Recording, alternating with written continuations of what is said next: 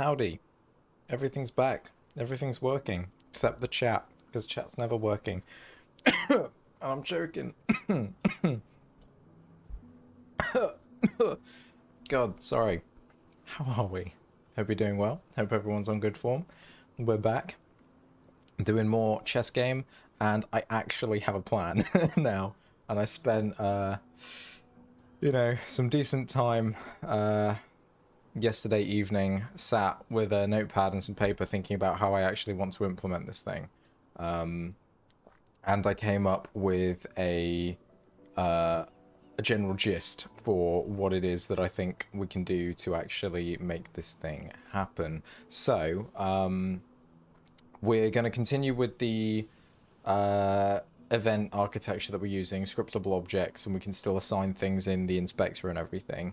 But what we're probably going to do instead is go back to having the our reactive reactive adjustment being abstract and taking a generic argument so that we can have different types of reactions. So it would be something like a piece capture reactive adjustment or something like that, and then we can assign different materials to different things as we were planning on doing before.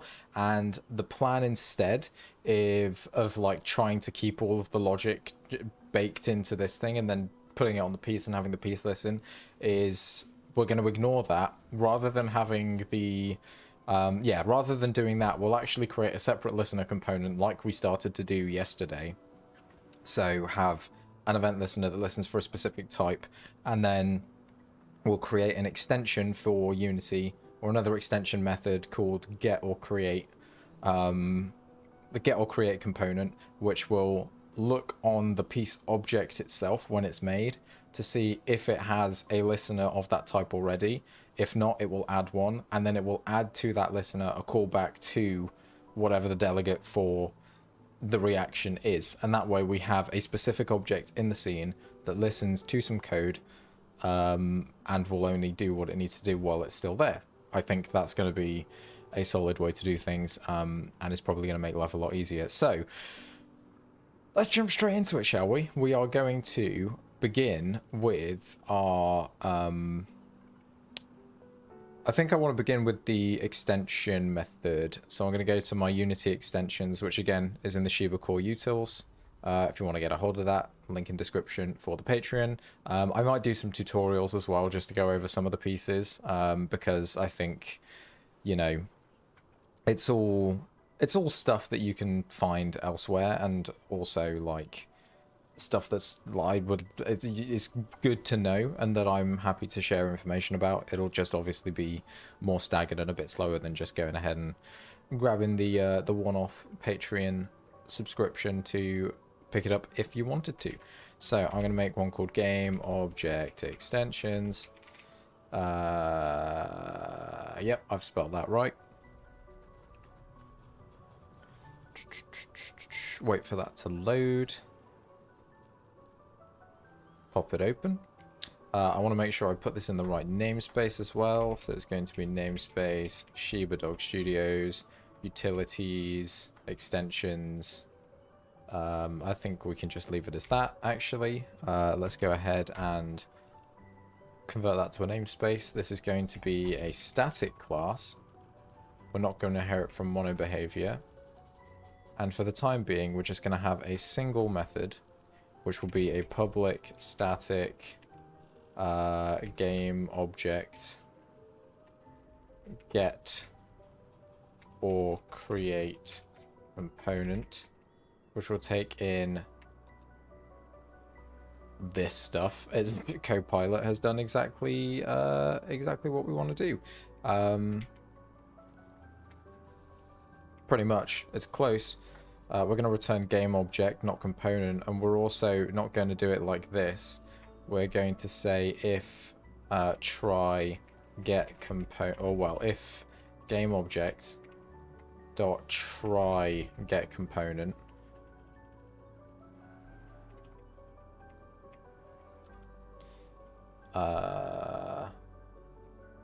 oh wait, we do want to return the component. I wonder if we can do this as a... I think it's probably just going to be a type, isn't it? Or maybe I can have it as a T. Yeah, there we go. We'll have it as a T. Have this be T. And then we want this to be a T component where T inherits from mono behavior. Because we want to make sure that we're only putting things on here. We're not going to pass component type. We are going to try get component of type T. And then out var out T component.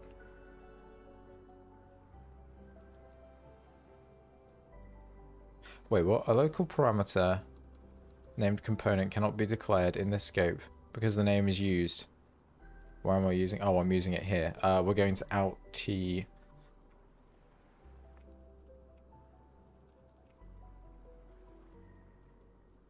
Oh, I don't even need that, do I? Yes, there we go, because we have the T, and then we can out T component. Perfect. So then, if it gets the component, we'll just return game object. Dot get component. Or, oh wait, no, what am I doing? Come on. We're going to return component, because that's what we're trying to look for. Otherwise, we're going to return GameObject.add component of type T, and that should give us back the component as well. Perfect. So, that's step number 1. Step number 2 is where things start getting more difficult, because I actually have to do big brain code. It's like, I don't want to do big brain code. Big brain code is hard. Also, is this the music vibe? This is the soundtrack for Jusant, which, if anybody doesn't know, is a very cool climbing game. But I'm wondering if I would actually like some Minecraft music instead. Like Minecraft handpan or something. Minecraft music box for the chill vibes. And I think I kind of do.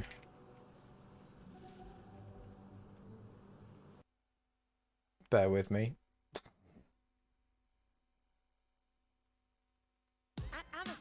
No ads. The worst part of loading up music via YouTube is having to deal with the ads over the top. There we go. Nice.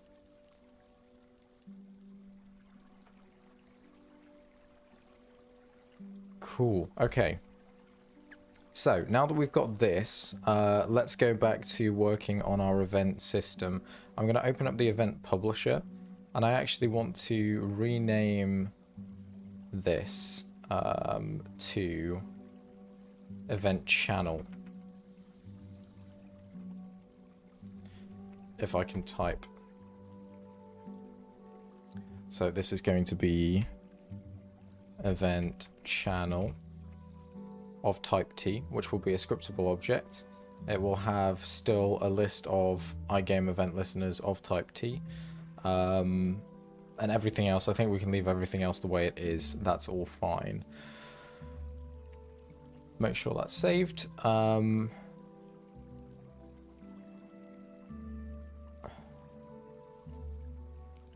Wait a minute, why do I not have a create asset menu on this? Or why is it not abstract? I think it should at least be abstract.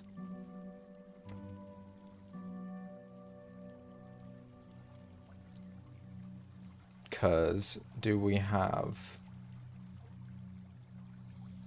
I think we do. Yes. The piece capture event publisher extends that. Yeah, cool. Lovely stuff. Let's go back. I want this to be abstract. That is fine. And then we're going to go through and update some of these gubbins to do what they need to do. We've got our abstract event listener. This takes a type, and the type is going to be whatever the event channel is sending out. And then an event, which is going to be what's the game event? I forget what the game event is. Oh, that's the channel, right? Yeah. E is event. Yeah, so that's the event channel. I might rename this to EC. Just so it's a bit more clear.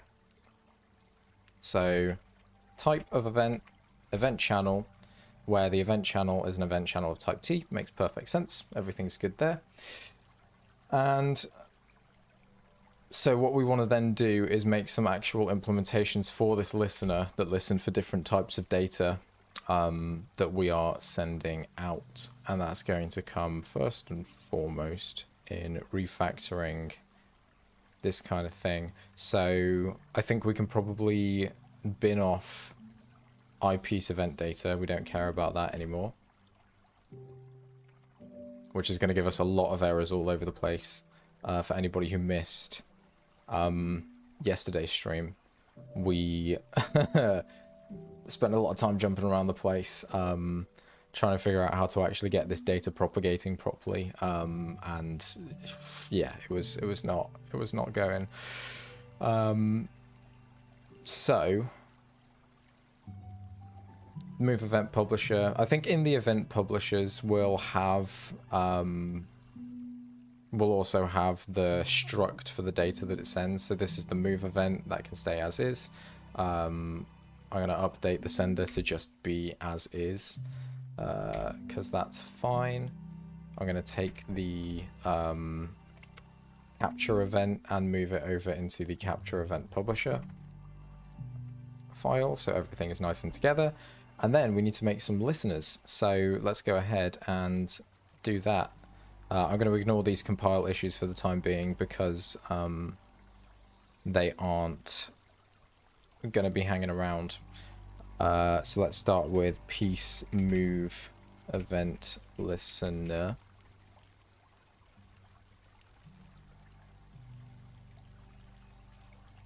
I also want to rename this to channel. This is going to be channels and channel, because I'm very finicky about my naming. I want everything to be representative of what it actually is. And something that me didn't infer properly or didn't do properly yesterday was marking these as the publishers. These aren't the things that are publishing the events, they're just relaying them. So it's effectively what we're doing is careful now. If I come down here, we're creating this box, right, which is going to be our event channel. That is way too small text. So we've got an event channel here, which we'll call, we'll say this is a piece move event channel. And then we're going to have a game object, for example, our piece object, that when this thing gets moved, it's going to send a message to our piece move saying, I moved like that. The piece event channel can then hear that and relay it to any other object that might want to be listening. For example, our move reactive power up.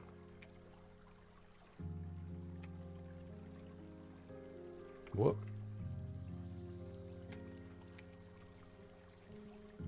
So that way we don't have to be having our game objects having this shared relationship. We're not going to have any static events all over the place anywhere. We can just say to any object that needs to raise an event along a given channel, it can have a reference to that channel and tell the channel, broadcast this message, and then listeners can subscribe to that channel and react accordingly. And this is where the disconnect was coming in, because what I was effectively doing is then saying we have another step for the piece with the power-up. Whoop. Where the reactive power-up would hear that and then forward the message again, if applicable. Appropriate. There we go. And that was very not the way to do it. We just want to be able to relay the message to one place, and this other place is going to be the listener. So this becomes the piece with power up, or the piece object with power up. I can type. But this is the architecture we're going for, ignoring this bit over to the left, because that's wrong. We just want to have it be nice and simple. Cool. So that's our channels.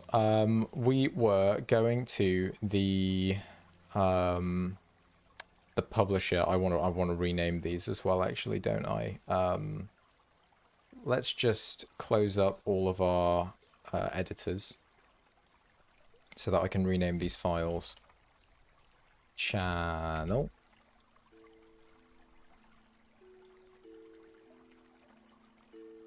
Channel. Cool. And then I want to make sure that I actually call these as they are. Channel.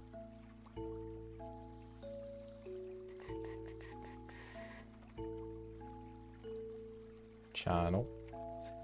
There is potentially something that we could run into where when we create... Oh no, I'm lying, because we want the... Yeah, no, never mind. I'm going to stop talking. I was about to make a point that is null and void.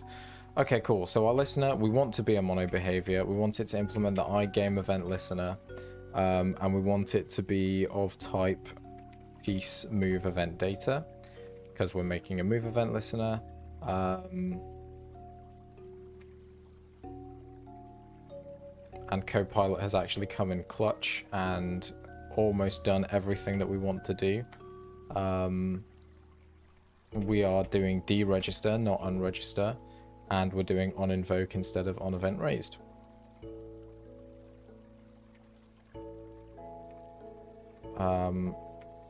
What we would like to do though is have our Unity event. Do I need a reference to the channel? I'm pretty sure that's handled in...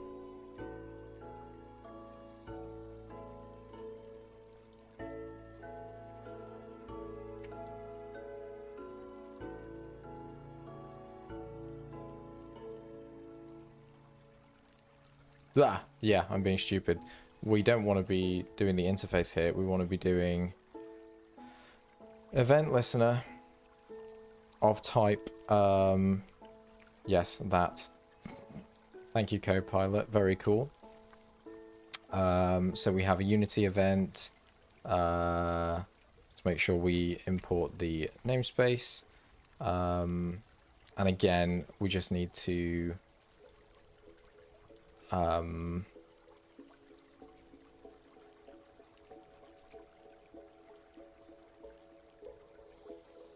what am I missing here?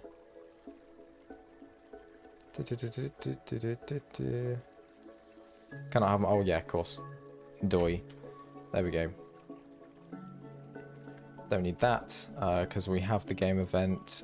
We are overriding on Voik. Oh my gosh, can't talk. I don't think we actually even need to do anything here, because our basic event listener is just firing off the void anyway. I mean, maybe we keep it around just to do a debug.log received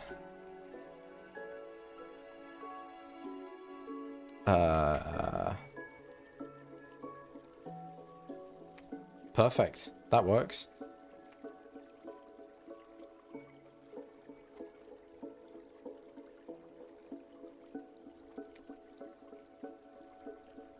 Make sure that's an override. Cool. That's doing everything that we need it to do. And in fact, we're already doing all the game listener setup here, so I don't think we need our on enable or on disable. We can just do the on invoke. I believe these already exist in the base as well, and we've got them as protected. I don't think we need them as protected, but I'm going to make them protected anyway, just in case for some reason we want to access them. Because maybe we do. Maybe we do.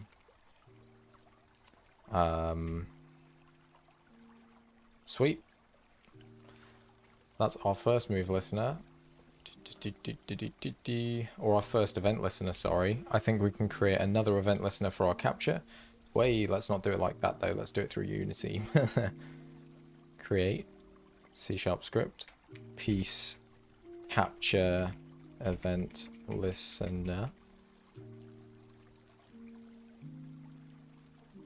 And again, it's going to be an event listener of type piece capture.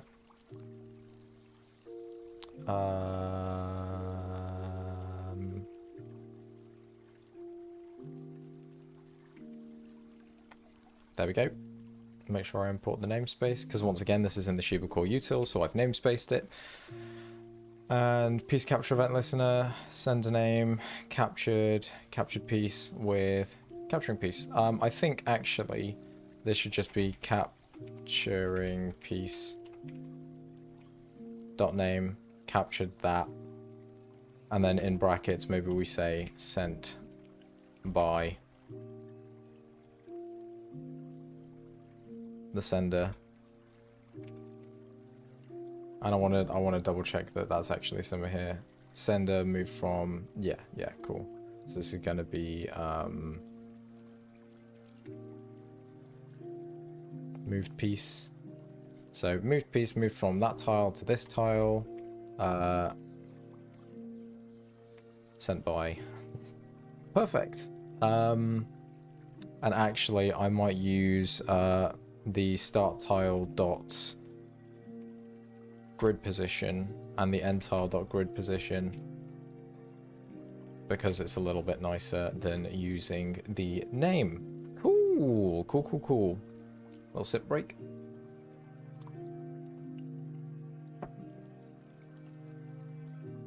So, now that we've got that going, we can start actually teasing apart the mess that we made before. Because we've got 7 errors going at the moment. Okay, so the plan is now then that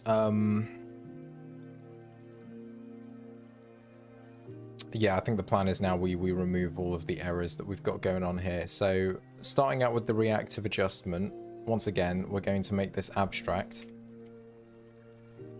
We're going to remove the create asset menu because we can't create a abstract type. It's going to become generic because we want to be able to specify the type that we're like the type of data that we're making use of. I think we probably also want an EC as well for the event channel, and we can do the same thing where we say where EC is an event channel.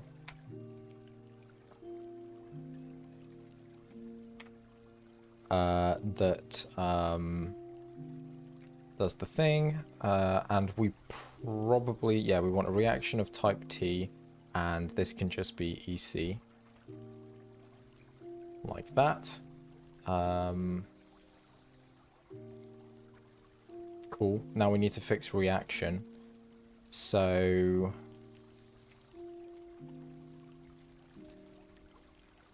do we need reaction to be generic? Of course we do, because we want to be able to specify the type. I think we can just get rid of the handler, and we'll just have a protected or a public abstract void handle reaction, which takes in T as the data. That seems to make sense to me. We're going to get lots of complaints from Unity about things now being missing, but that's not a problem, because we're going to go and replace them all, and we are 30 minutes in, which is cool. Oh god, look at that. We now have 8 errors, despite having fixed 4 of them. So, our piece no longer needs to be an event listener.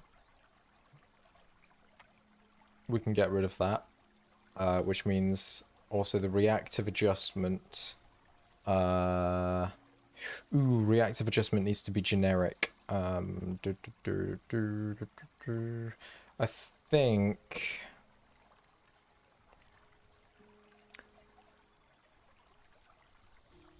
How can we get around this so that we can store some object in here.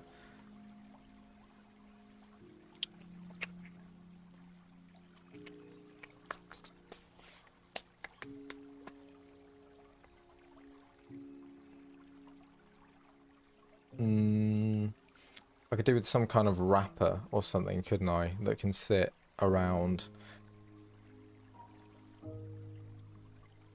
Or ideally not have it be generic. would be good.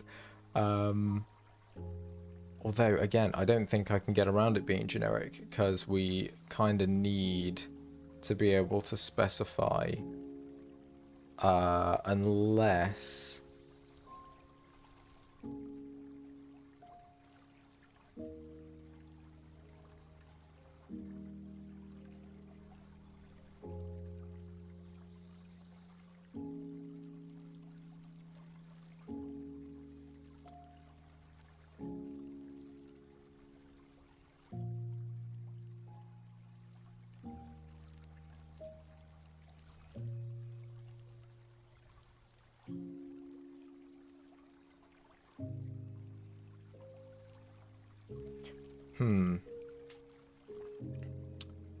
Oh, I was so like on it. I felt like I had a plan in place, but this has scuppered my plan slightly.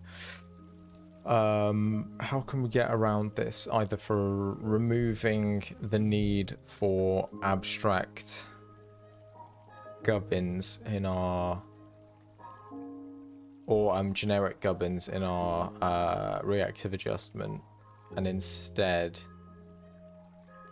having it just be like this. And then what type would this be?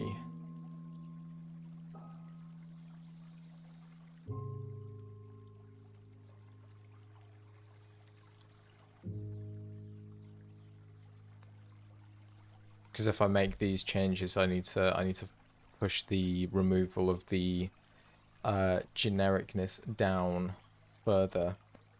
I'm going sit in mode.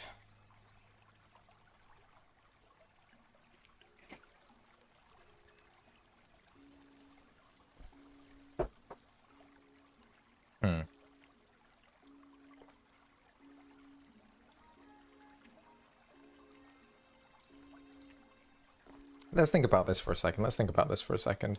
So I want to have a scriptable object which will hold a event channel for the channel that it wants to be sending messages on, and then a reaction for the callback that handles the type of data we're sending. So I think I kind of have to do it in this way.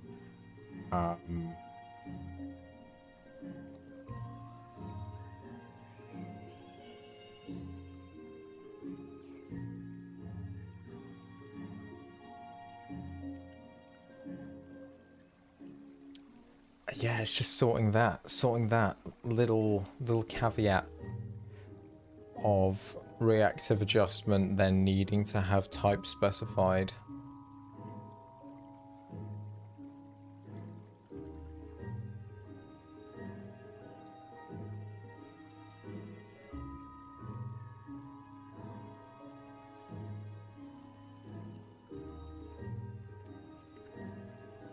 Is there any other way that I can get this to hold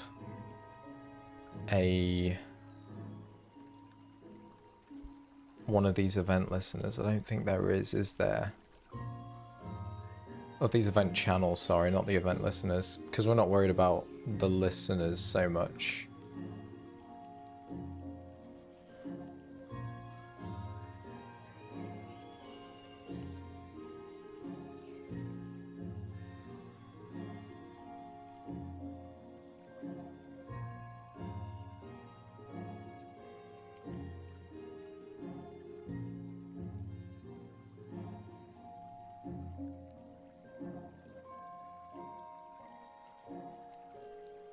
Because I also think I can't put on here that I want this to just have an event channel. It's like, if I write event channel, it's going to ask me for some generic. I can't leave it empty. It'll be like, no. T is T.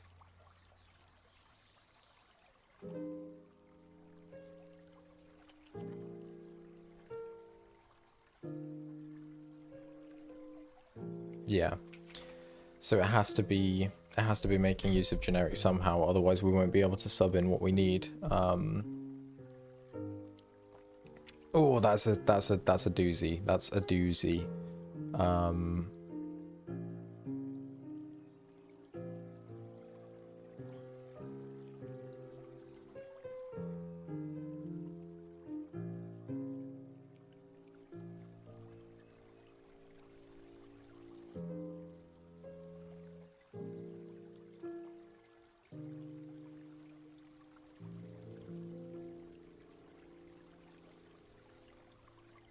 There's got to be some way. There's got to be some way that I can do this without...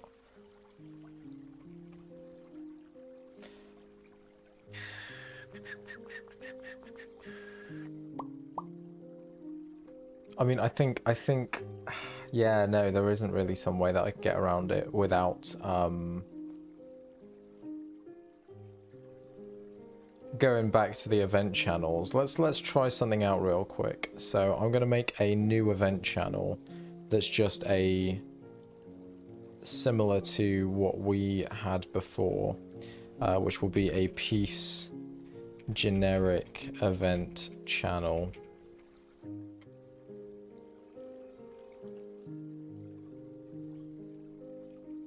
This can, again, yeah, I'm just gonna yoink, copy, paste, generic event channel. This is going to take piece generic event data, like so. Which will have a sender, a moved piece, start tile, end tile, and then a captured piece.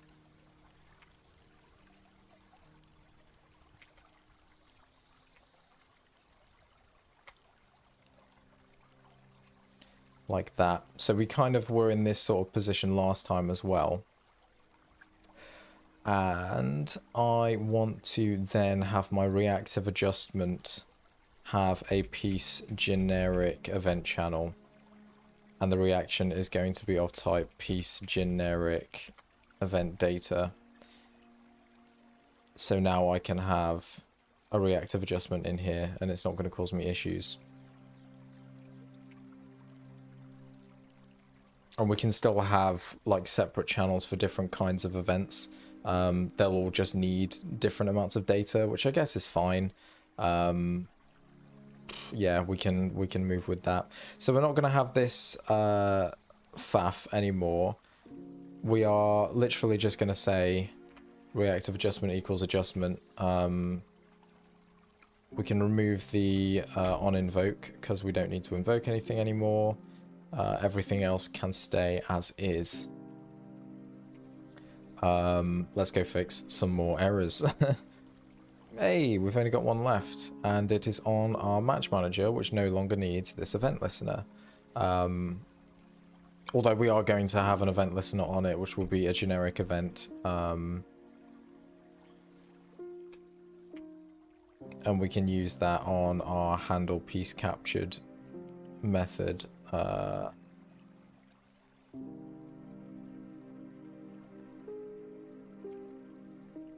Like so. This is going to take a generic event data. Lovely stuff. And it no longer needs to be a iGame listener either. Lovely stuff. All right. So what I want to do now is update the pieces themselves. Or the piece object, sorry. So when we do our game setup, we go through and we create a piece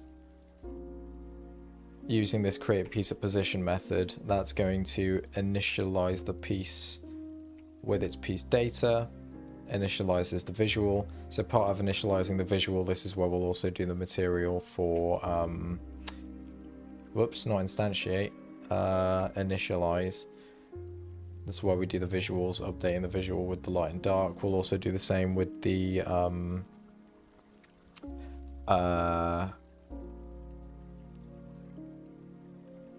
wait a minute, update visuals. Yep, that's doing all the things. So the materials are still going to be set absolutely fine. And then the piece object as well, we want to say if piece dot reactive adjustment is not equal to null, set up a callback for the behavior of that adjustment with this piece. So we are going to say game object dot get or add component of type oh, and this is where we need our generic listener. Did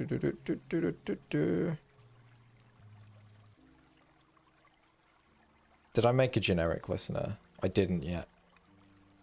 So let's go ahead and make ourselves one of those.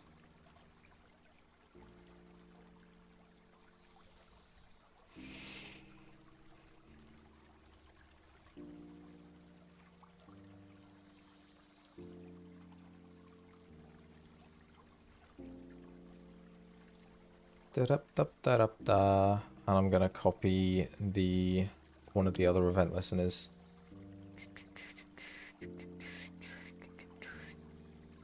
Where are my event listeners? There we go. Capture event listener. Let's just yoink this.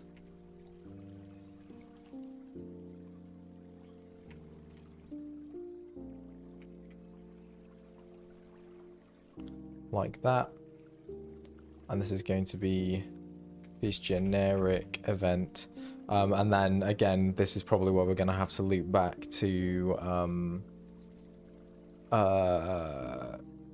actually sending what type of event it was as part of the information. But we'll see if we can figure out what's going there.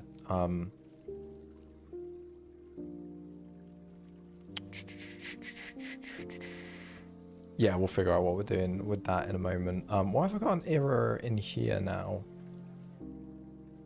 Oh, because I haven't actually finished typing. So this is going to be piece generic event listener dot add wait.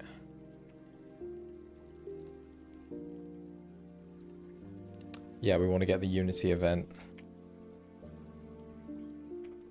Unity event response dot add listener reaction. Doesn't contain definition. That's because we need to go ahead here and give ourselves it's game event. That's it. Game event.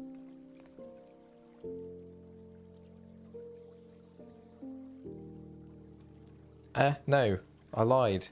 It's this. I think we're going to do a bit of a shimmy around here. This is going to be public read only.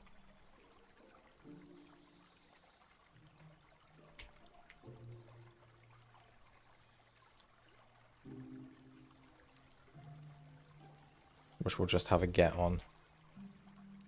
Don't even need to just have a get on, we'll just say equals new.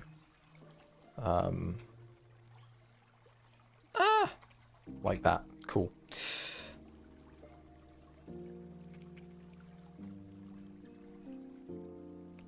And then it's going to be our piece dot reactive adjustment dot reaction dot handle reaction. Why are you complaining? Cannot convert from method group to Unity action, piece capture event. Okay, fine. So let's go back over to our reaction, and this is going to be, I guess, a public Unity action of type T, handle reaction, like that.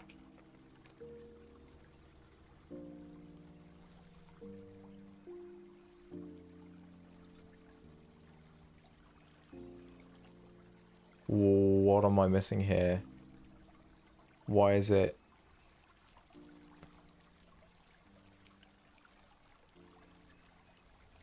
Have I messed up my reactive adjustment, piece generic event? Yep, that's all generic. So then the piece generic event listener. There we go. Piece generic event data.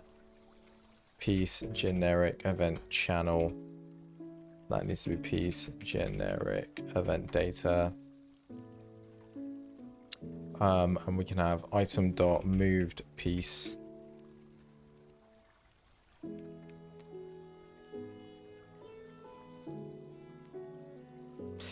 We can probably make this conditional, moved from item dot start tile dot grid position to item dot end tile dot grid position, and then we'll do a little set of brackets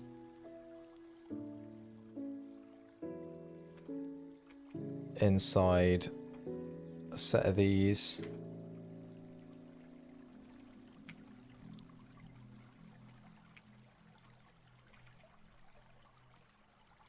Where we'll say item dot captured piece is not equal to null, question mark, and if it's not equal to null, we can add that. Oh god. Syntax.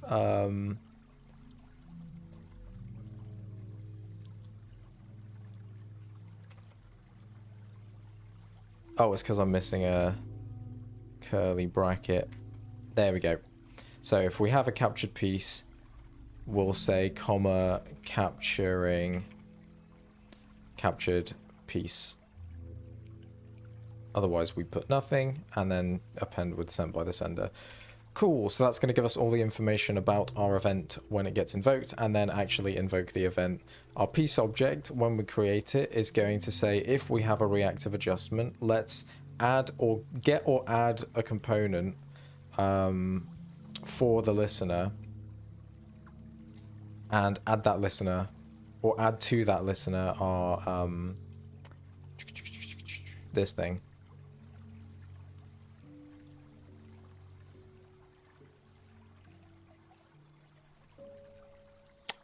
Wait.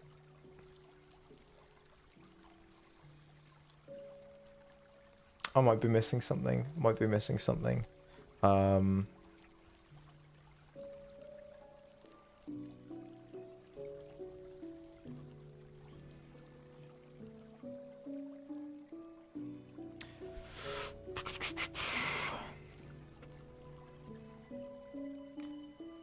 Hold on just a second. I need to go and make a speedy phone call right quick.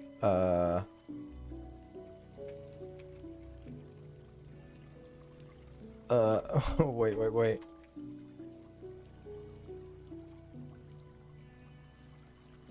Yeah, I've just had a time-sensitive notification come through. I will be back momentarily. Please hold.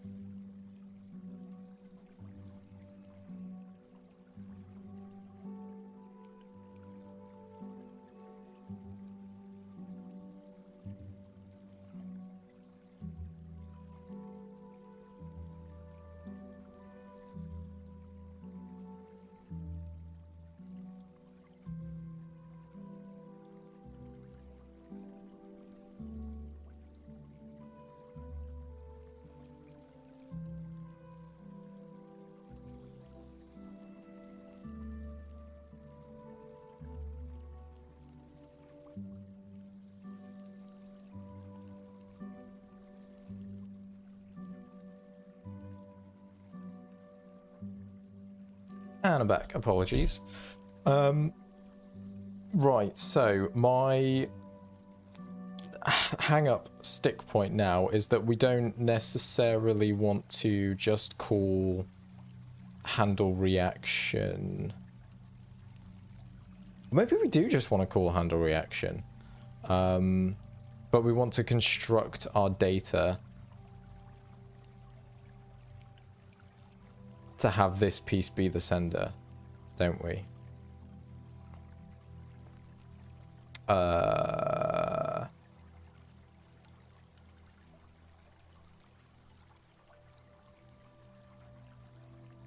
Or maybe not. Maybe not. We just want this to be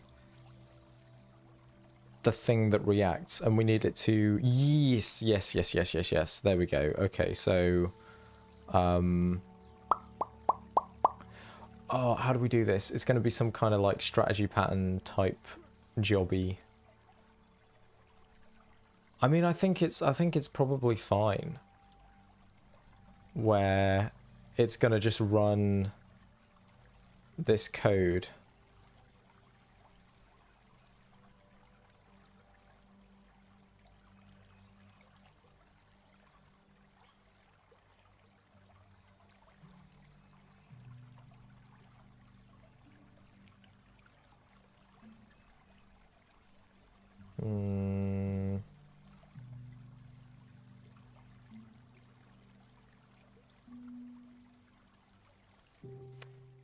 Nope, I've got a plan. I've got a plan. Going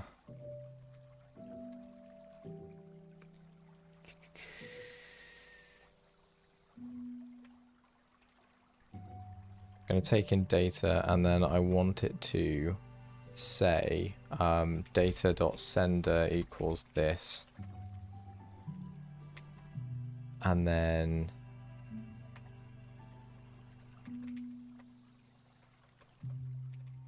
handle reaction with the data. Cool. So we can just intercept the message, assign ourselves as the sender, and then have the reaction be handled. Which maybe makes me think that we separate sender from something else. We could have another parameter that's called handler or something like that.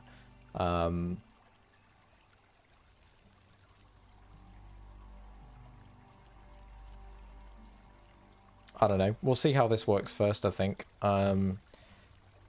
Let's fix our missing scripts. Test reaction is now going to be broken. I'm going to delete you. Oh, yes, of course. We'll need to make a concrete implementation of that. I think that's all of our things fixed now. Whoops, wrong button.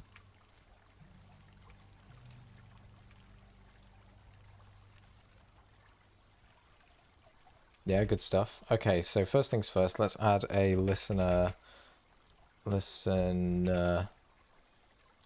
piece generic event listener on here. Why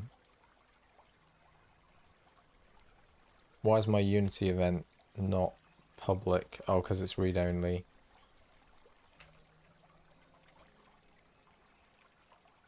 Ah! Get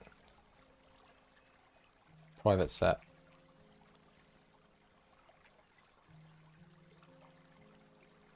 It's still not going to show up. Okay, fine. Allow it. We'll have this be a public which returns Unity event response, and then we'll make a serialized field private, blah, blah, blah. Cool. So now we can still grab that. We can add things to it in the inspector, and everything should work as we're expecting it to. Beautiful.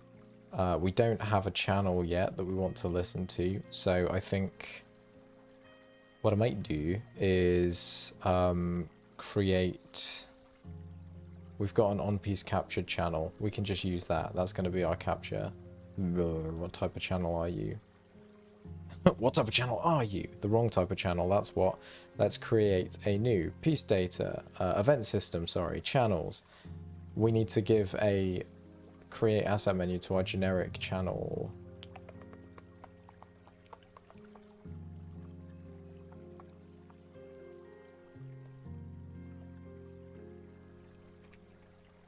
New piece generic event. Event systems channel. Piece generic. Oh, I need to sneeze. I don't think it's gonna come. I don't think it's gonna happen. Right. Data. No. Events. Channels. Generic.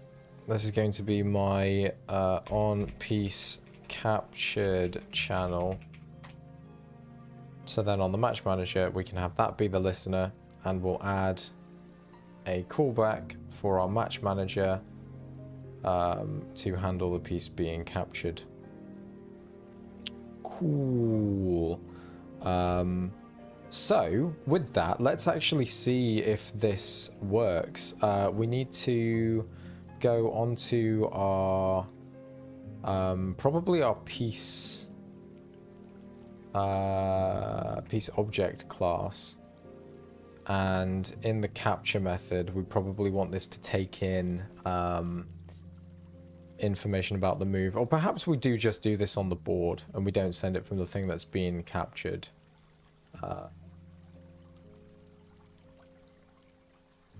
Although we likely want this to do something as well. But for the time being, oh geez. For the time being, let's go onto our board manager and we will give this a serialized field private piece generic event channel, and this is going to be our piece capture channel. And then in our movement, when we call move to tile, we can say well,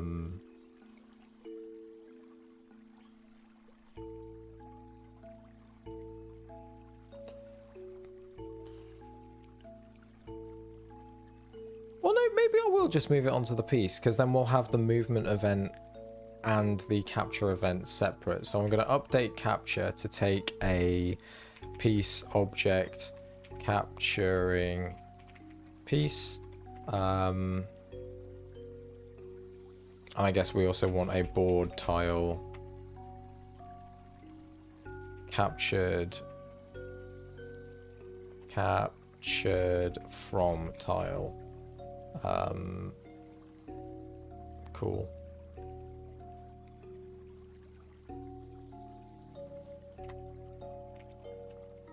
Have a serialize field private piece generic event channel piece capture channel. And then on the board manager, we'll have this be a piece move channel.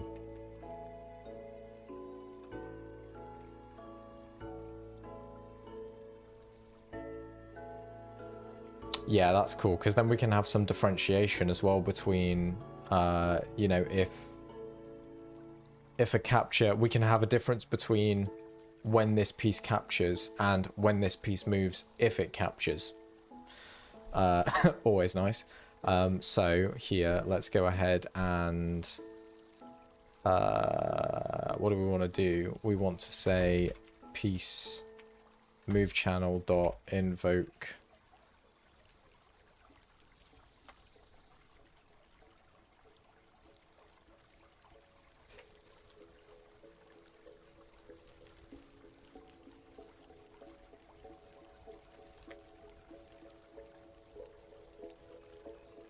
and you know what? I think we do actually just want to... We probably want to have an overload on this. Or we can just call it directly. We don't even need to... Yeah. Cool. So we're going to have a... Rip. Why am I saying private?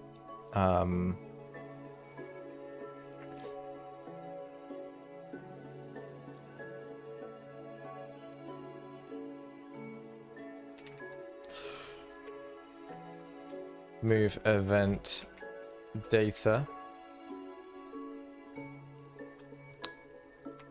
equals new piece move event data, and we can pass in piece. We want to say, no, we don't want to say sender equals piece. We want to say moved piece. Why is it doing a move event? I don't want to do a move event. I want to do a generic event. And then in the generic event, we want to have, yeah, moved piece, start tile.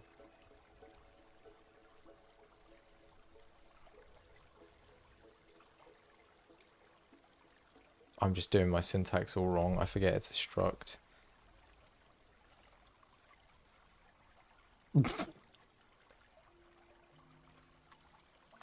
There we go.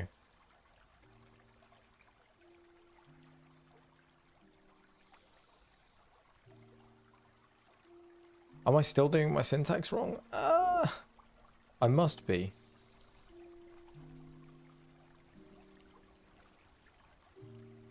But I'm not.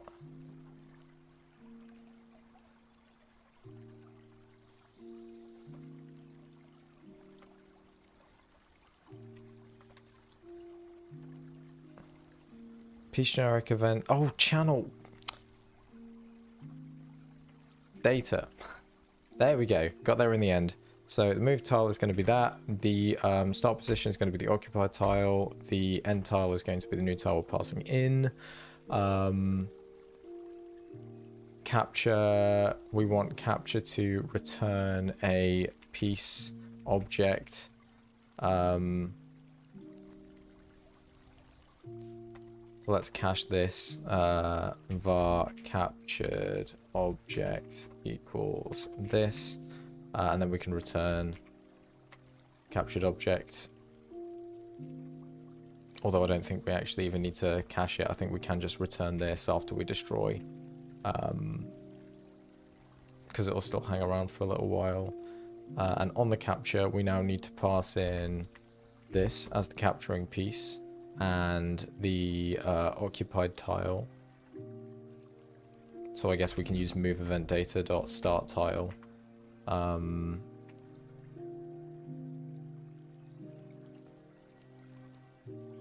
Sorry, pass in piece. And then we can also say move event data equals. Sorry, not move event data equals move event data dot captured piece equals that. And then we're going to invoke the channel using our move event data. Cool. 1, 2, 3, 4 bits of data set. That's fine. And then we set the sender. Yep, cool. All our boxes are being ticked. On the piece object, when we capture, we want to do a similar thing where we set up our data.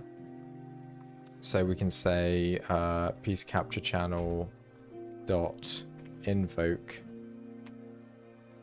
new event data. Capturing piece is the capturing piece. This is going to be moved piece, not capturing piece. Start tile is that. End tile is going to be our occupied tile, which we've already set to null. So let's do this first.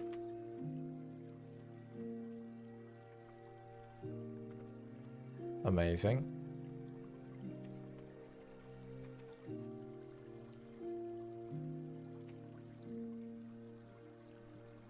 So that's both of our events now being raised. Shouldn't have any errors, I don't think.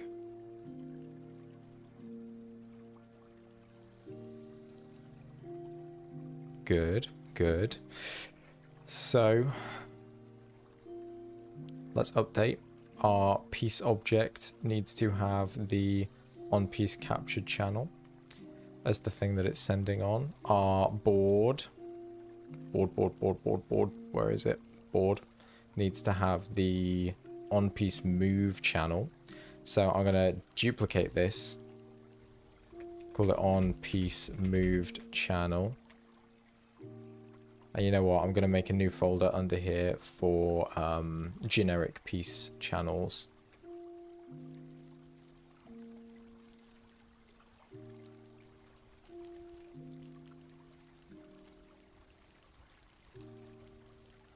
So our board now can have the on piece moved. And we should see that we don't get any notification for the move channel, and that we only get notifications for the capture channel. And then I think we can we could probably test this thing out now. I think our visual needs to be listening for the capture. So let's clean up our viewport a little bit, shall we? We want to look at our piece visual and we want to look at our piece object. Can I open the piece visual as well, please? No, not the piece visual.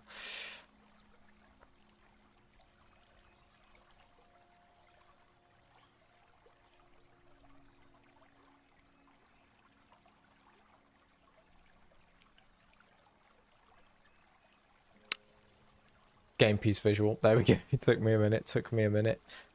So this no longer needs to be a listener, because we're just going to have a listener on it. We do still want a channel, because this is going to be the channel that we're listening on. It's going to be a piece generic event channel. Piece taken channel.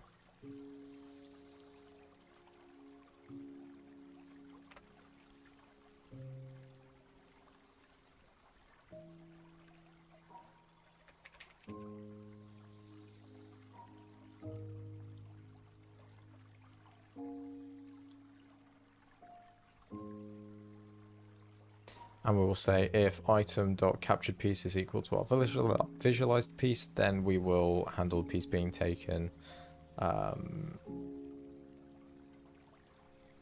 like so. Although we could probably just move. Yeah, no, I think that's fine. Cool. Although I don't know actually why we have this piece taken channel. I don't think we need it. Because it's going to be on our listener.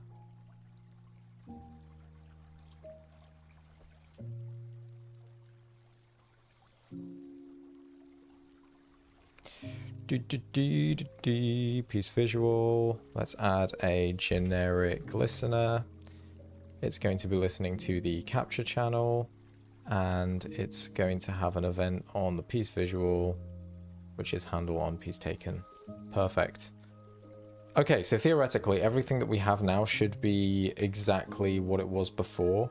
Our fluorescent pawn is just going to have no addition, so it's going to be a basic pawn now. Let's just hit play and see if everything is working as it was before.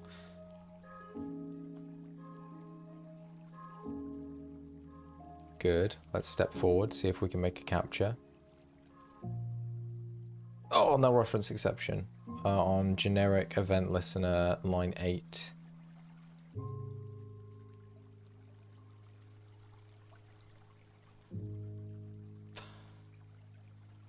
Ooh, I wonder what's null in here.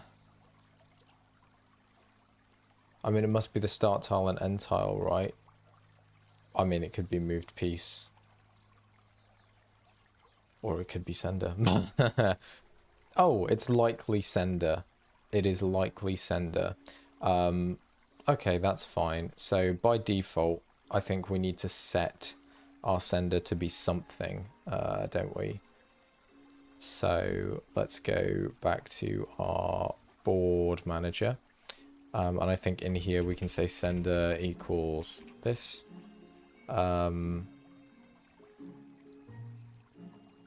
Can I say sender equals this? Sender needs to be a piece object.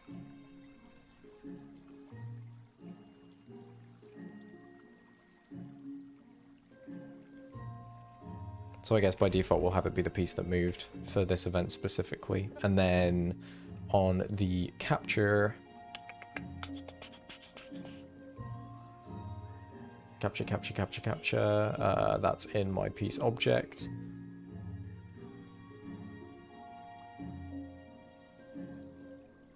We'll say sender is this, because it is the thing that sent the message. And then we can just, yeah, intercept and relay as we need to.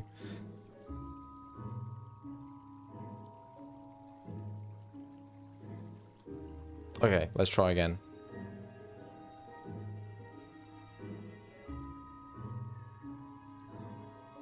Perfect. Capture straight up. Amazing. But we got lots of instances of that event fired off.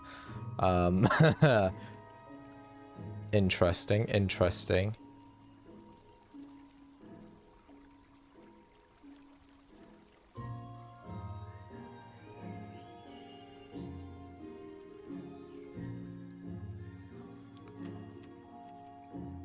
Okay.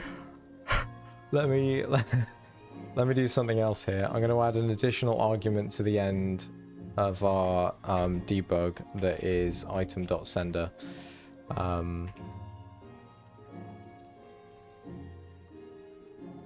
So that we can highlight it in the hierarchy and see what it is that's sending. I'm assuming it's every single piece. Every single piece object on the board is probably sending a message.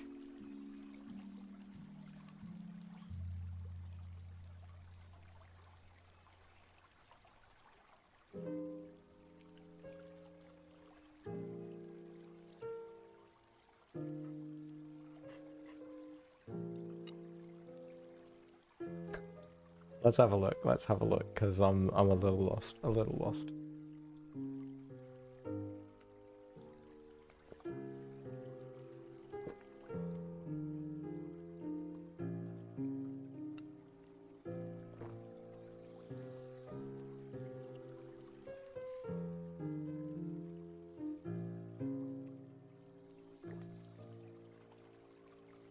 Okay.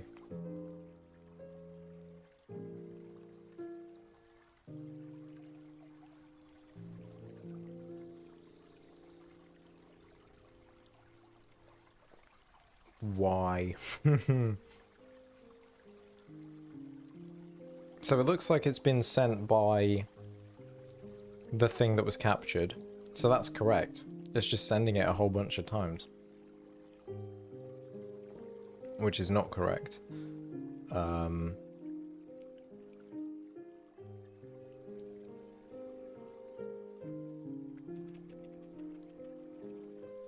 We are correctly deleting our visuals though, so it's definitely doing the right thing. It's just sending the event loads of times for some reason. So let's figure out why that is. It could either be because we are calling capture multiple times, or because every single piece when captured is invoking this, although that shouldn't be happening.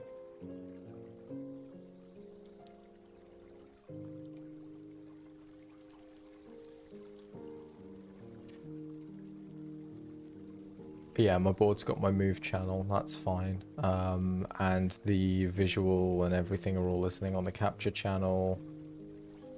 Piece capture, piece visual, also capture.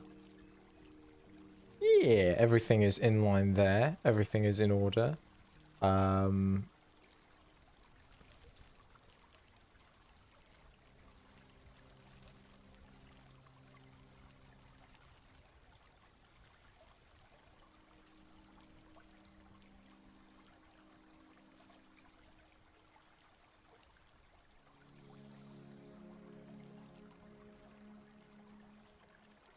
So perhaps it is.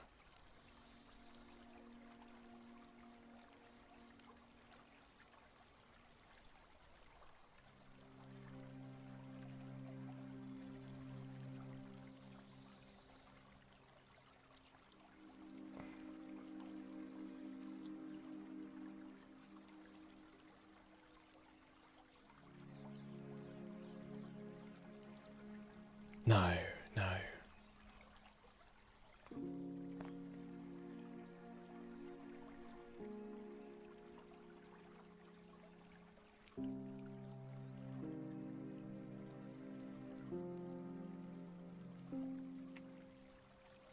Yeah, that's just doing the Unity response. I want to make sure I'm not, like, accidentally calling on invoke a whole bunch of times.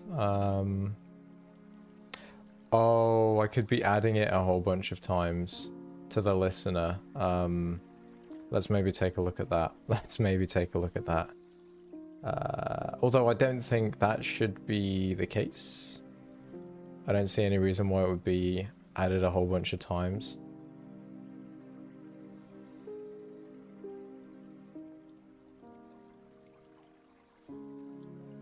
Oh wait, is it the listener? It is the listener that's printing the message, so all of these things are going to hear it.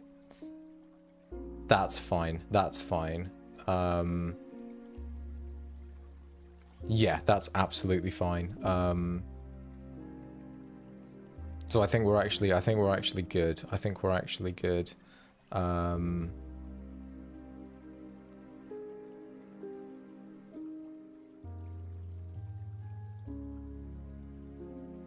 Have I got collapse disabled or something?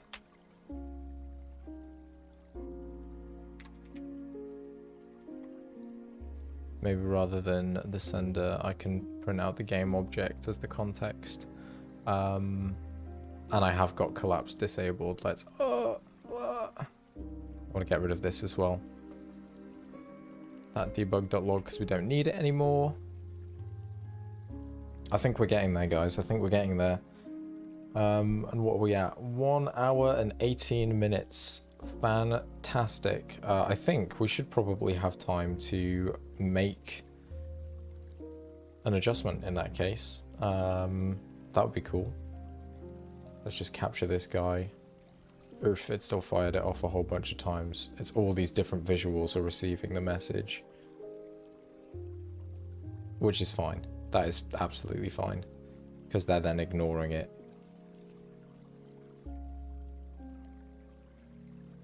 Yeah, cool. That's absolutely fine.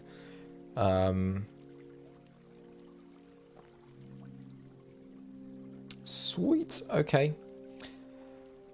Let us try and make an implementation of our reactive what's-a-majignits then. Close all my editors up. I want to see reactive adjustment is abstract. I don't think it needs to be abstract, does it? We just want this to be abstract, so let's not make that abstract. We are going to have a create asset menu. Menu name is going to be piece data. Piece adjustments. I think that's what we call it, isn't it? Create piece data elements, piece adjustment.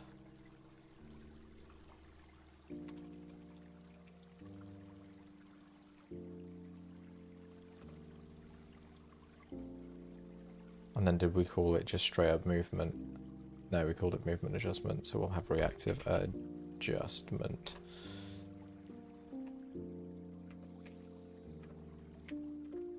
There we go.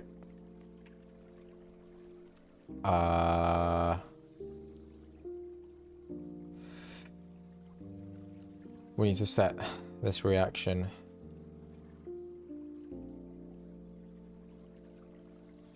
Oh, of course we can set that reaction, because we can just make... We can make it a script, because I think this is using serialized scriptable object, yeah. So if we go into our piece data folder down here, under adjustments, let's create a new folder called reaction implementations, which I think is maybe covered by my head. Nope, not quite. Fantastic. And we'll create a new C# script, and let's call this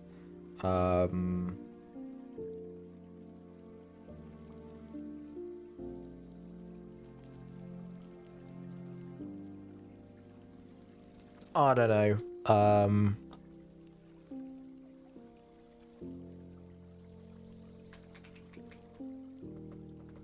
Debug on capture.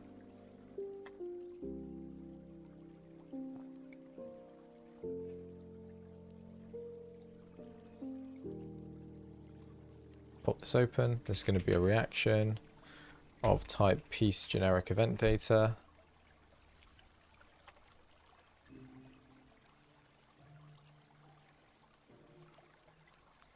And we are going to, what I need to do is, can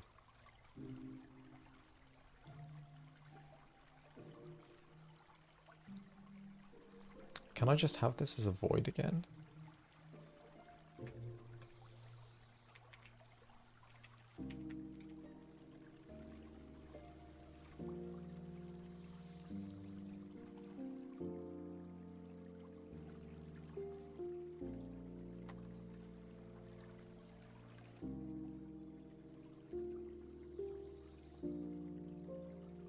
Good, I can.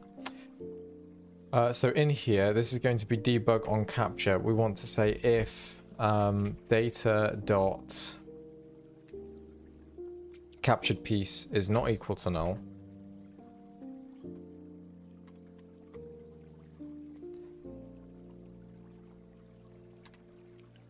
and data dot sender is equal to data dot moved piece, then we can do our debug.log piece captured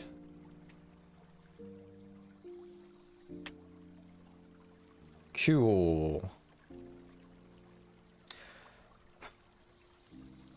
Okay, so that basically what we can do for handling the reaction, we're checking to see if there was a piece captured and the sender of the message is the same thing as the piece that did the capturing, i.e. the moved piece, then we know that it was this piece that did the capture, so we can debug.log a message. Let's make a reaction. Adjustment, reactive adjustment, and this is going to be debug on capture. We can put our debug on capture method in there. Our channel is going to be on piece captured. Gonna call it test. Or yeah, debug on capture. Prints a message when the piece successfully captures another piece.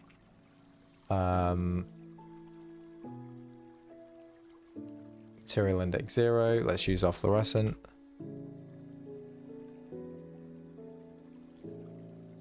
And we'll have to update this as well to have a like a dark variant and a light variant for sure. And then fluorescent pawn is now going to have the debug on capture adjustment. Let's hit play. So what we should see, is a null reference exception. Oh dear. What's my null reference exception? On line 50 of piece object.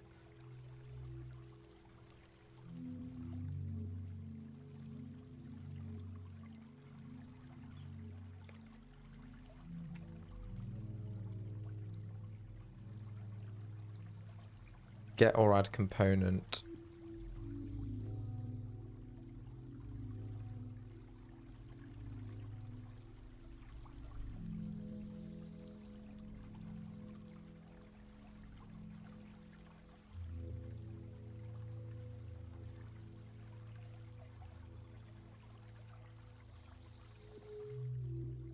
What is it that's null there? What is it that's null?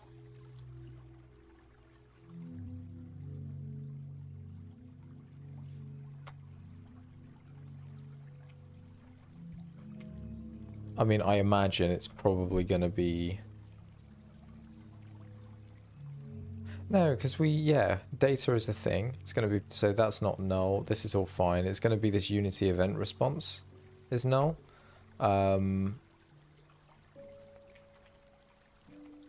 Let's just put an equals new on there. And I think that might mess up some of the ones that we've already done. But that's fine. It's easy enough to replace them. Match manager. Nope, that's fine. Okay, cool. Yeah, I think it was the Unity event is null. Yeah, perfect. We now have a fluorescent pawn. If I capture with this one, we should see... yep, we've only got the generic capture stuff going on. But if I capture with this one, we should get an additional message.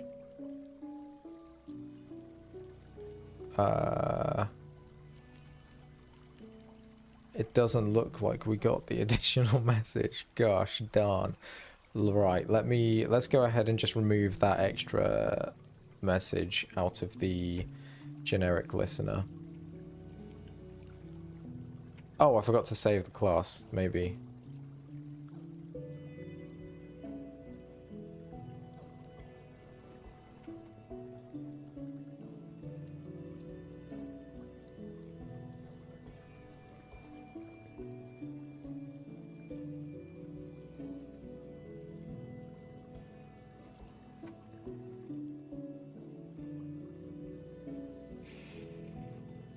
Try this again. Try this again.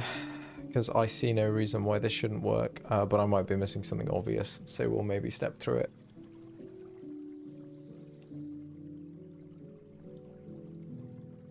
Push my dude. Capture my other dude. Ooh, it just didn't even fire off.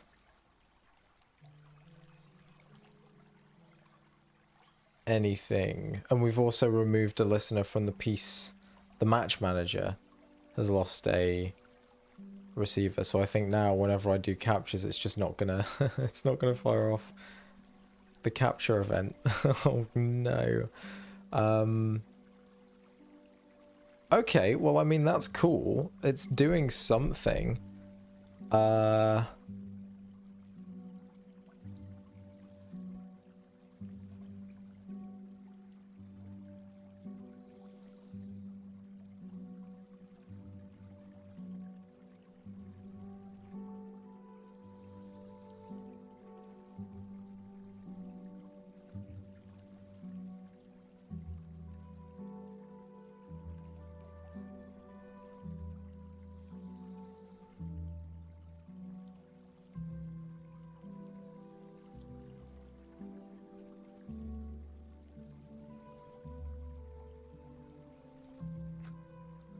What am I missing? What am I missing here? What's happened? Why is it that when I capture, it's removing... Okay, on first things first, let's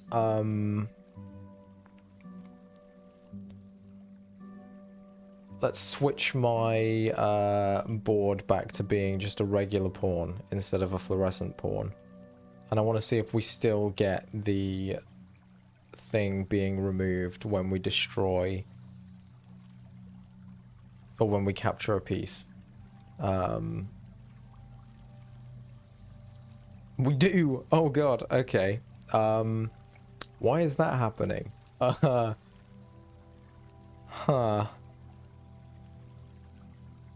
It's removing it from all of my visuals as well.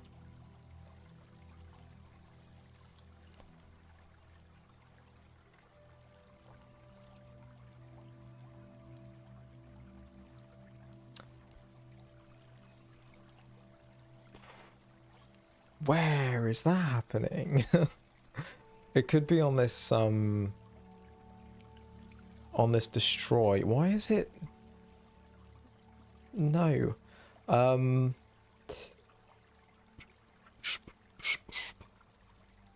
the event listener, on disable, if game event isn't equal to null,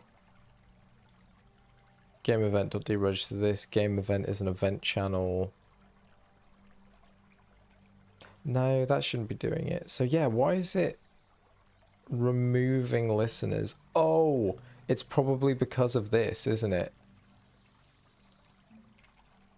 I bet you it's going to be because of that.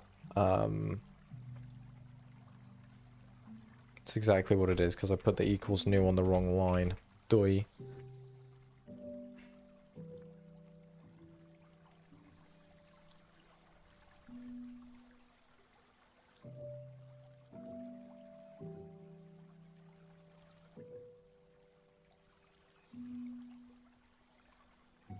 Okay, everything should theoretically be back how it was now. Unless it's going to turn all of the things into new ones. Let's capture there. Good! Okay, everything's back to normal. Let's re-enable my special fancy pawn. Fluorescent pawn. Hit play. Oh gosh, hit the mic.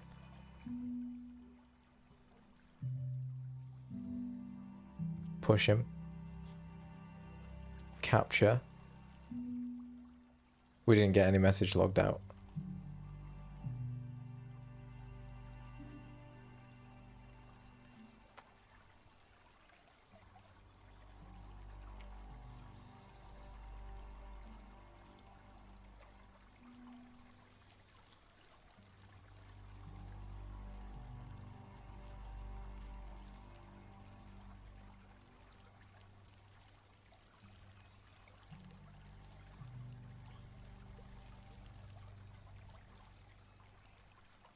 That's inconvenient. I can't capture you like that, sir. But I can like that. Okay, it's not doing the thing. Did I comment out the code and forget? Piece object. Nope. It's doing the thing. So let me see if it's actually added our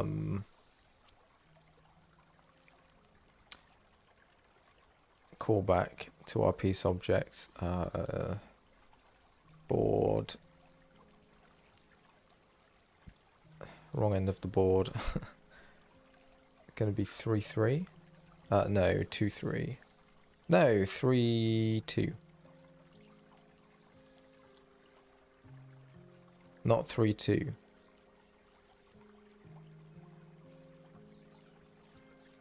Two one. Great.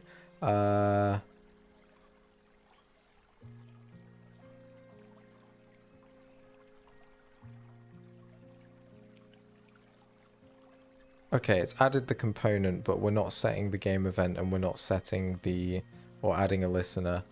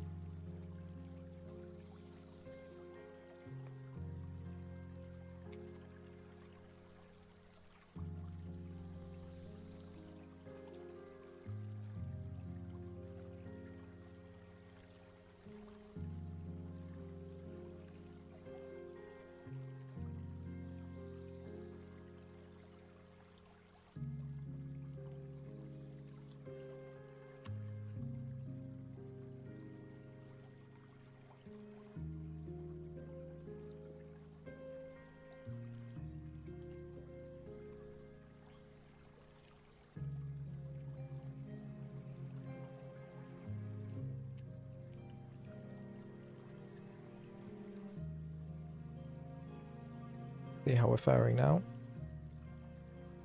Nope, nothing. Interesting. So I wonder if it's just taking too long.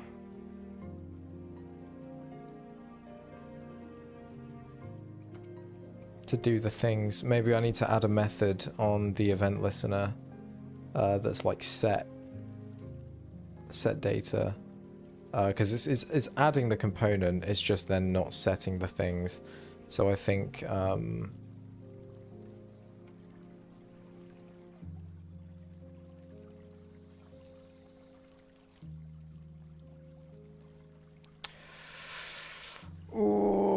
it's gonna be some execution order type shiznit that I need to work my way around. Which is kind of annoying, not gonna lie.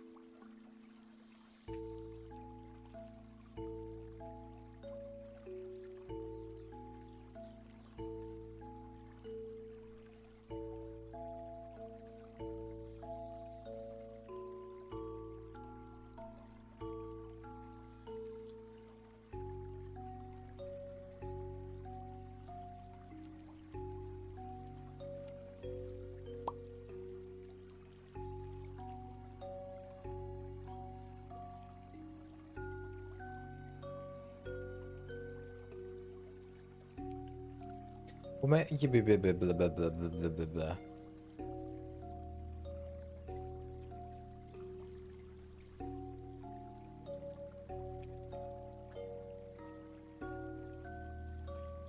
Let's do these as methods. We're going to have a set event channel method, and we'll also have a add listener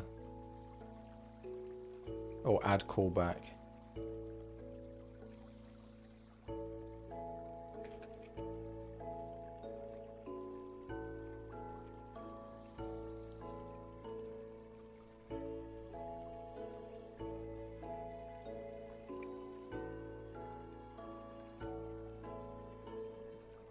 I think we can probably make these virtual.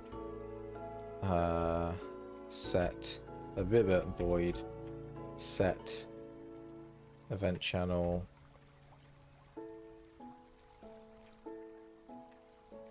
Perfect.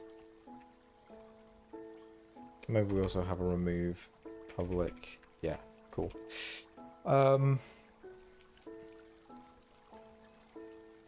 So in my head, I feel like this should work. If it doesn't work, it's definitely some code execution thing, and I think that's probably going to sit outside the realms of what I can resolve at the moment, or we'll have to think of some different roundabout way of initializing things. Please, please, please.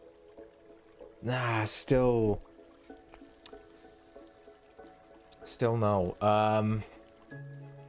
Huh.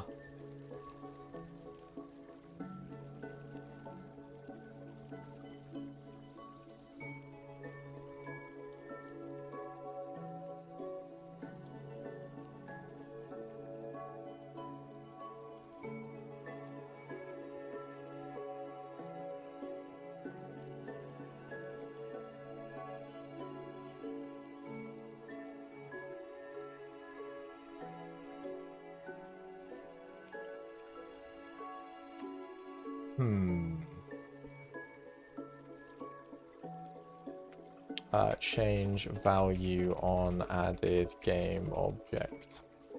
Not added game, but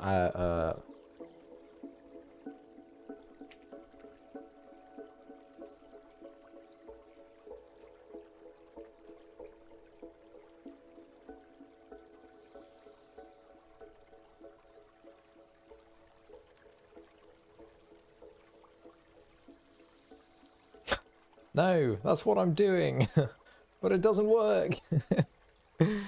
I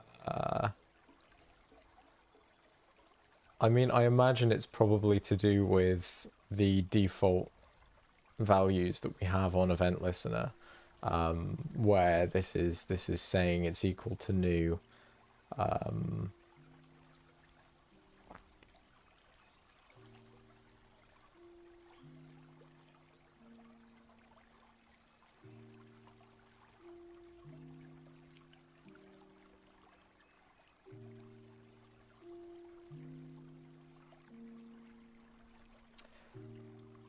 But it can't be. It can't be. Am I just being super dumb and I've forgotten to assign? Yep. Yep. That's exactly what I've done. Capture. Debug on capture. I forgot to assign a channel. Guys, come on. Although, that doesn't explain why... Okay, so our channel's in there, but it's not adding the callback. Oh, yes it is! Of course it is! It doesn't show up in the inspector. Guys. I'm so dumb. Capture. Oh, it didn't print anything. Ah. Well, that's unfortunate. And that makes me think it probably is because I'm doing this. Can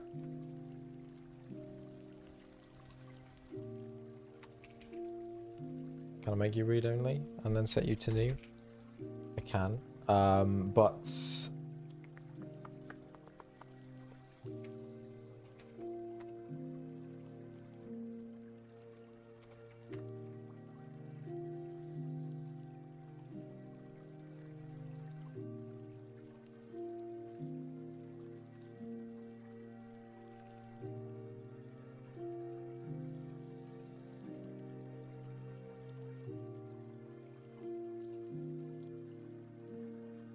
Cool. It's added the callback.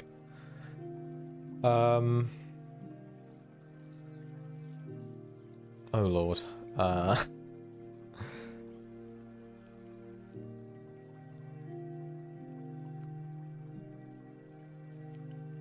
Oh no, I'm an idiot. I made it read only, so I won't serialize.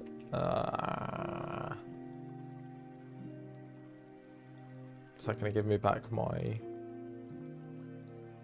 listener? No, I'm gonna have to go back and do them again. Okay, fine. Match manager, handle piece captured, the board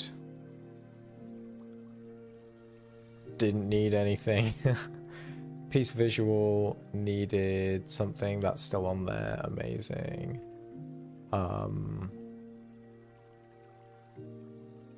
So yeah, why is it not adding our reaction?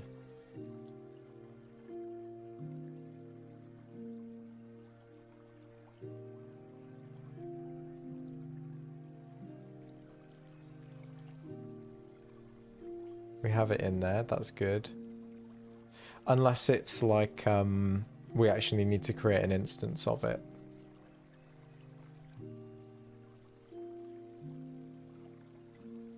But I think it does that anyway, where we're gonna give ourselves a new thing. Let's make a public debug on capture, and I'm gonna just have this debugger message.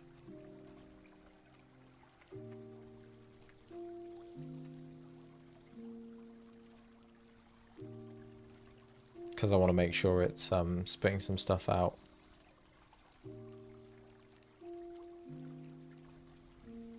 By the way, thank you so much, you guys, for the love on this stream and the likes and emojis. It's muchly appreciated. Okay, we're not getting any debug here, so my thing clearly ain't working. Or it's not actually creating an instance of our capture. Okay, it's just created it there. Right, so maybe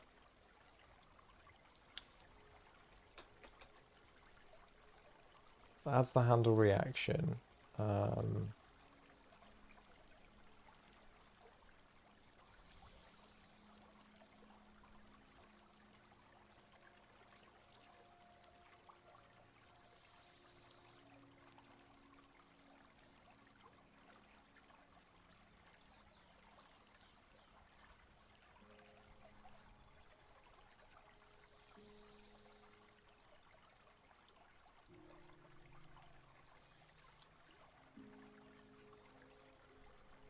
Yeah, then it calls the method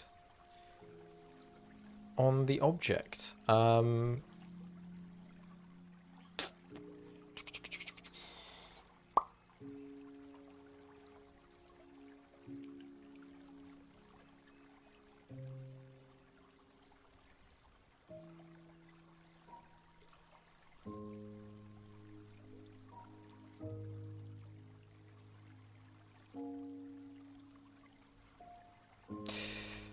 Could it be that it's calling it on the base instead of on the actual object? Let's make this virtual for now. And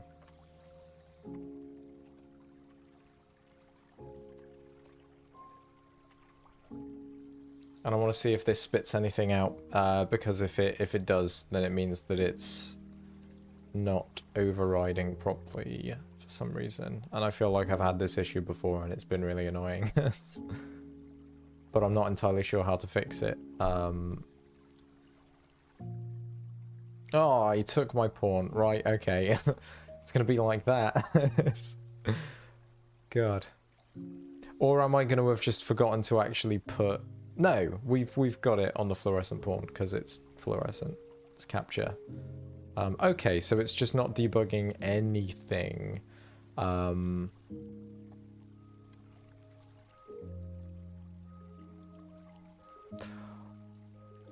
Wait a minute.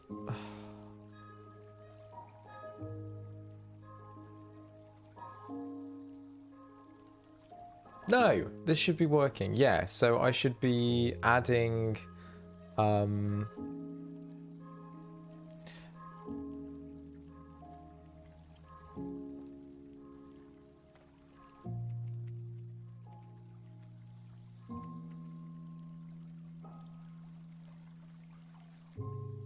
let's do that. Can't type, but we'll allow it. What I want to do now is when we set up our thing, I also want to say event listener dot add callback data. We're just gonna discard the data and say test debug. And in fact, you know, I'm gonna make it so that test debug takes a piece object data.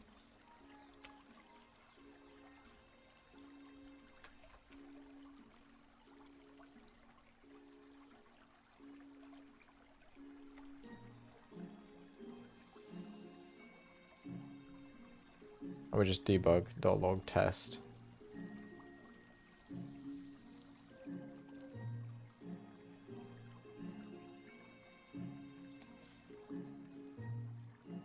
So what we should see is our fluorescent pawn is going to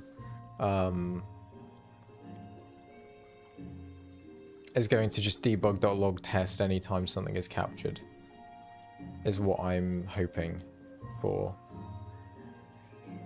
So we capture here, it doesn't log anything.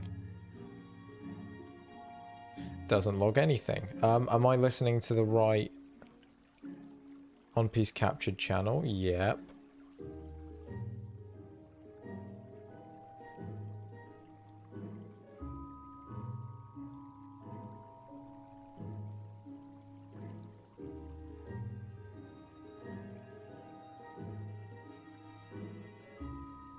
It's so fun to play.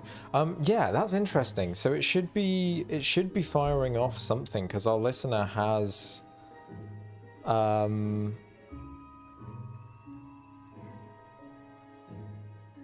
it has things added to it.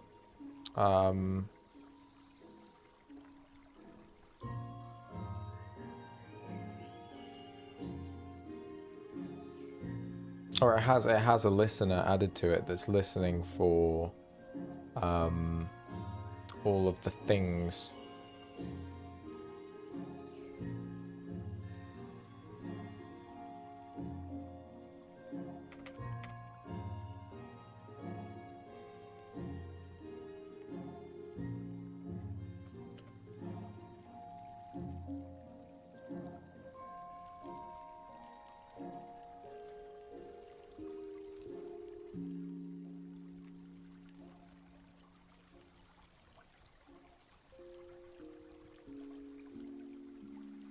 So I want to see if the listener is actually picking up the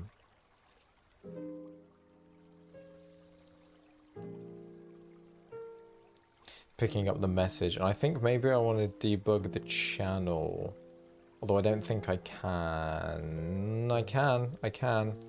Received message.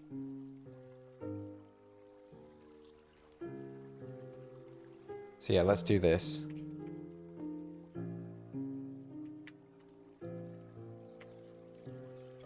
Receive message on channel, and then we can say, what did I call it? Game event.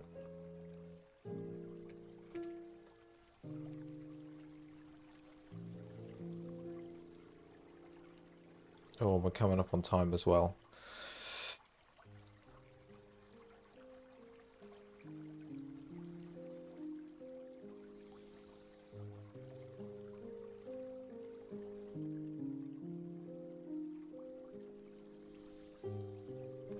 Cool. Match manager received event. All of these things are receiving events. Chess piece clone received an event.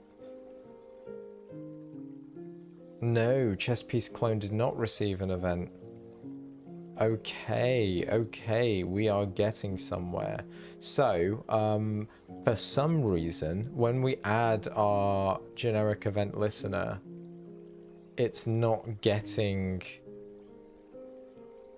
registered to the game event because there's no game event set on it. There we go. There we go. When we set the game event, we want to say if game event is not equal to null, deregister, and then we'll set the thing and we'll say game event dot register. Listen to this. Cool. Lovely stuff. There we go. A little bit of debugging, and I think we should finally be in a position where this is now working, which is great because then I can wrap up this stream happy, knowing that we now have everything in place for us to be able to set up all of the different types of pieces we could possibly ever want to set up. And I mean, I'll maybe want to make some changes if I want to add like multiple reactions to a single thing. But then again, maybe we don't. You know, we've got options. We've got options. What was I doing? I was going back to my piece. Nope, not my piece object, my listener. I was commenting that line out again.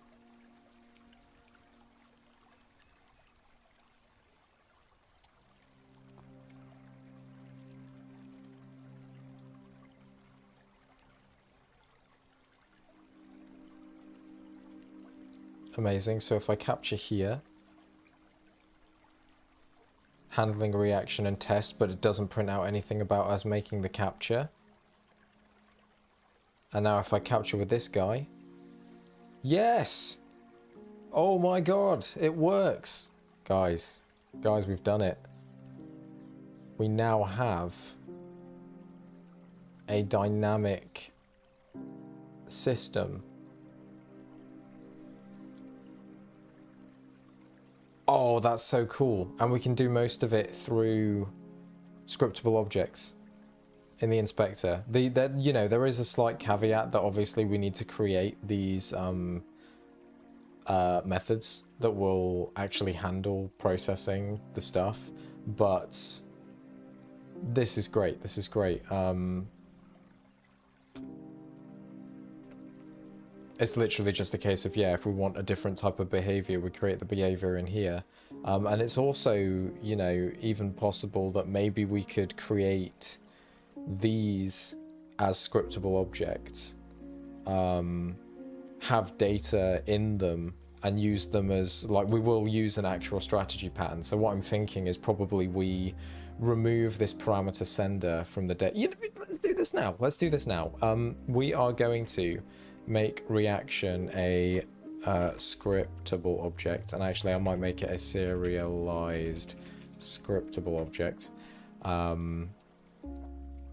Not going to have a create asset menu. We don't need to make it serializable anymore because it's already serializable. That's fine. Just remove all my unused things from here. Let's go ahead and pop open our debug on capture. And I think, where do I want to start actually? I probably want to start on the data. We're going to remove the sender,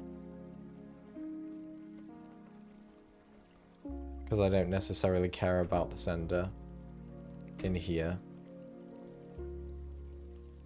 Oh no, I'm not going to remove the sender. I'm going to keep the sender, but I'm then going to update my stop handle reaction to take a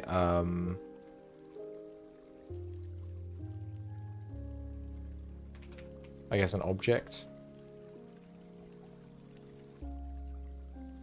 or maybe we have this be a we'll have a sender type and a data type, so it's going to be DT, and then we'll have an ST sender and a DT data. So then for our reaction up here, our ST can be piece object. Lovely stuff. So then in debug on capture, what I can probably do here is, let's make sure this is piece object. And we'll make sure we have a piece object sender. And we can say, whoop, stop, just if sender is equal to the moved piece. And then we're going to end up with an error in our piece object, because it's going to be trying to call this, and I actually want to just say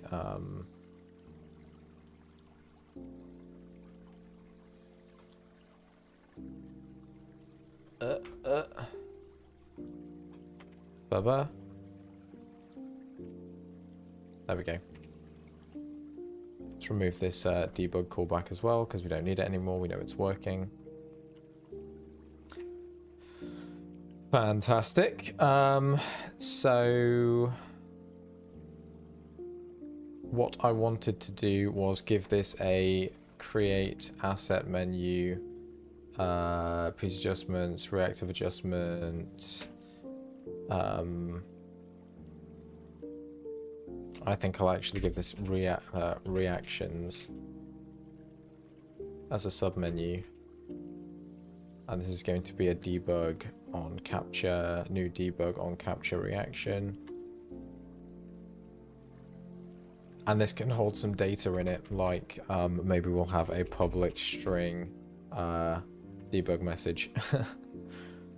And in the debug.log, we can just log out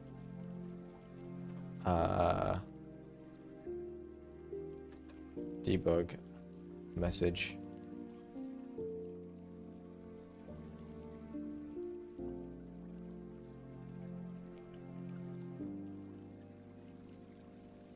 Or, you know what, let's keep this, and then we'll debug.log debug message.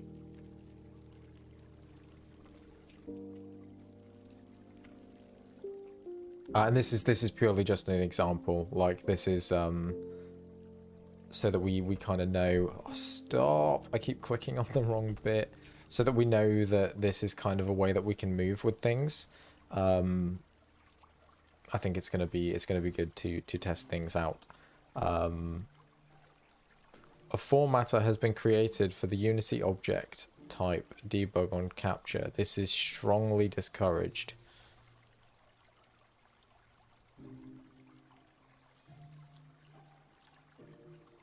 What?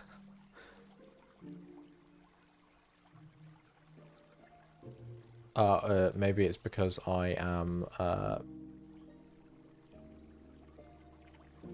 not just doing that. You can just be a scriptable object.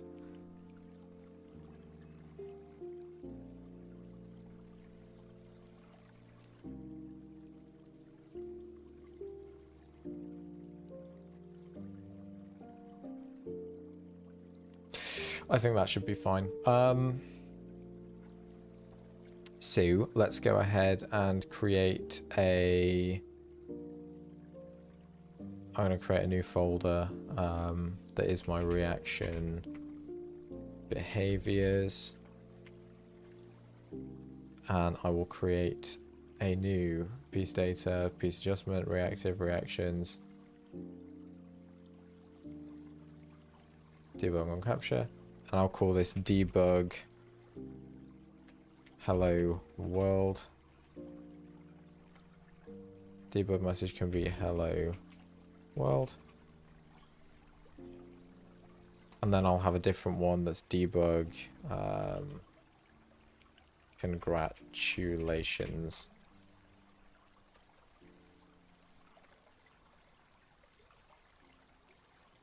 Just have it print out the method congratulations. So now on the fluorescent pawn, sorry, on the debug on capture, we can put this in here. We should be able to see that if we now go and capture a piece with our fluorescent pawn, it will print hello world. So let's try and do that without getting captured, ideally.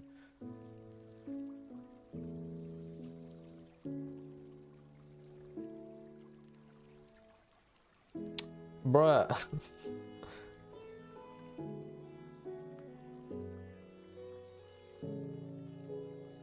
Bruh. This is not ideal. I just need to capture the piece, please. Please. Step forward. Cool. Capture. There we go, Prince Hello World. And if I actually just go onto this, oh well, I won't be able to change it at runtime actually, because it won't be looking at the scriptable object itself anymore. Oh, perhaps it would be able to change at runtime actually, because I'm not changing. I'm just changing the thing. But yeah, there we go. Prince, congratulations. Cool. And that is just over 2 hours as well. So we have officially created all of the foundation. Well, I mean, not all of the foundation. We've created the main foundations for the gameplay aspect of this project, which is really cool. So I think probably next time we can start looking at putting in a game loop, i.e. introducing a shop, or different types of levels anyway, and some kind of level map so that the player can go through different rounds of mini chess and buy new pieces, put them in places, update the pieces they've already got, and all the rest of it, which is going to be super fun to see come into play. And I'm really excited to see where this project kind of goes. So yeah, that's really cool. That's really cool. Great. With that, thank you ever so much for watching. If you enjoyed, please consider subscribing and leaving a like on the stream. If you want to get more updates of stuff and let me know about projects you're working on, there is a link to the Discord down in the description. If you want to support me in the studio, you can also do the monthly thing over on Patreon. You get access to the ShibaCore util script along with regular updates. Or if you want to support for less or on a non-regular basis, there's a Buy Me a Coffee link over on the side as well. I will see you guys in the next one. Cheers!